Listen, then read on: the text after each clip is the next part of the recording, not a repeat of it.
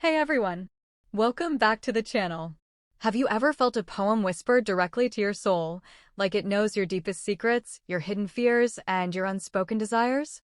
Today, we are stepping into one of Hafez's most mesmerizing sonnets, where the heart slips away from control, love dances with fate, and even a cup of wine reflects the universe in a single glance. This is a poem that sings of longing, defiance, divine mystery, and human frailty all at once. Whether this is your first encounter with Hafez or your 100th, let his words pull you in and perhaps leave you seeing life a little differently. Stay with me until the very last line, because Hafez's closing metaphor will reveal a truth that lingers long after the poem ends. Let's begin our journey. My heart is slipping away, O wise ones, for God's sake. Alas, the hidden secret will soon be revealed. O pious ones, think of a plan, because my heart is going out of my hand, I'm falling in love, and my secret love will finally be revealed. We are shipwrecked, O favorable wind, arise, so that I may once again behold the face of the beloved. O favorable wind, start blowing in our ship, hoping to see the beloved's face again. The 10-day favor of fortune is but a tale and a charm. Consider doing good to friends an opportunity, O friend. There's nothing but a myth and trickery behind the unstable favor of the times. There is no truth behind it. Now that you have a short opportunity, make the most of this chance and be kind to your friends. Among the roses and wine, last night the nightingale sang sweetly.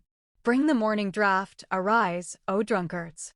During the rose and wine assembly last night, the nightingale sang this, O bartender, bring the morning wine, and you drunkards, unconscious of yourself, wake up and wash away the hangover with the morning wine. O generous one, in gratitude for your well-being, one day, show kindness to the poor dervish. You, who are the owner of generosity and dignity, in gratitude for your own safety, one day, make inquiry of the dervish's welfare. The comfort of both worlds is explained in these two words. Kindness with friends, forbearance with enemies. If you want to be comfortable in two worlds, use these two words. Be gentle with your friends and be tolerant with your enemies. They did not let me pass into the alley of good repute. If you dislike it, then go and change the decree of fate. One of the most repeated themes in Hafez's poetry is that in defense of himself and to justify his actions, he refers to fate, saying fate has caused this to happen and I cannot do anything against it. Here, he says, in the street of good name, they didn't let us in. If you don't like it, change the destiny. That bitter draught, which the pious dubbed the mother of all sins, to us is sweeter still than virgins' tender kisses. The bitter wine that Sufis consider the source of all iniquities is sweeter for us than the kisses of virgins. In the time of straightness, strive in pleasure and in intoxication. For this elixir of existence mocketh the beggar Karun. When you're poor, try to keep cheerful and intoxicated because pleasure and intoxication are what turn a beggar into Karun. Karun was a famous rich man at the time of Prophet Moses, and elixir was believed to turn copper into gold. With elixir, everything gets high value. Hafez believes that the elixir of the world is pleasure and intoxication. Don't rebel, due to defiance thou burnt like candle.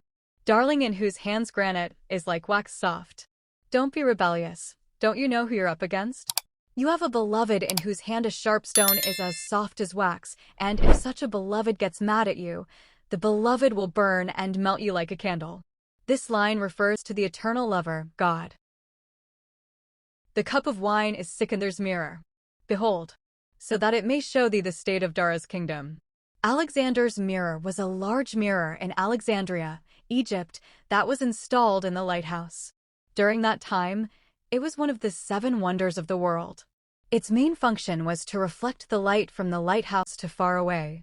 In the past, people thought this mirror was placed in this high tower to see far-off places, but in fact, it was there to reflect light. Additionally, people used to think Alexander invented the mirror, which isn't true. It was said that Alexander invented the mirror and put it here to see far away. Over time, Alexander's mirror became synonymous with the world-viewing cup, a cup that can reveal anything and anywhere. Now that you know all this, let's talk about the line. The line tells, if you want to understand the truth of the world, look into the cup of wine, and it will show you the state of the country and kingdom of Dara. Dara refers to Darius III, the last Achaemenid king who was defeated by Alexander, removed from the throne, and killed by his own generals.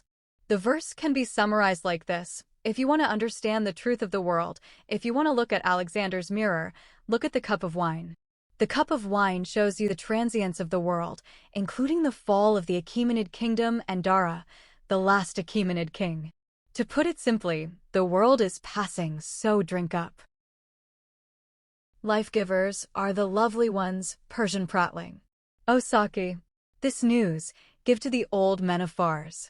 Beautiful people who have learned Persian and speak Persian with a sweet tone and accent give a new spirit to a person's life. O bartender, give glad tidings to the old men of Fars, and guide them to come and, through hearing their soul-enhancing words, they will regain their youth. Hafez's speech shows how sweet Persian is, and it is a joy to listen to. Of himself, Hafez put not on this patched, wine-stained garment.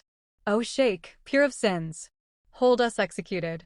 Sufis cared a lot about the purity of the garment. Hafez says, if you see my garment stained with wine, it wasn't my fault. It was not my choice to wear this dirty garment. So, O Sheikh, who are pure of sins, please accept our excuses for our sins and don't criticize us. And that brings us to the end of Hafez's 5th sonnet. A voyage through hearts that wonder, love that rebels, kindness that endures, and the quiet wisdom of the universe reflected in wine and mirrors alike. If this reading resonated with you, I'd love to hear from you in the comments. Which line of this sonnet touched you the most, and why? Was it the ache of a heart slipping away? The gentle call for patience and generosity? The mirror reflecting Alexander's world? Or perhaps the tender farewell to a saintly soul? Sharing your thoughts nurtures our community, and I truly treasure reading them. And if you'd like more journeys into Hafez's poetry, don't forget to like this video and subscribe so you won't miss the next exploration. Thank you for watching, and I can't wait to dive into the next poem with you.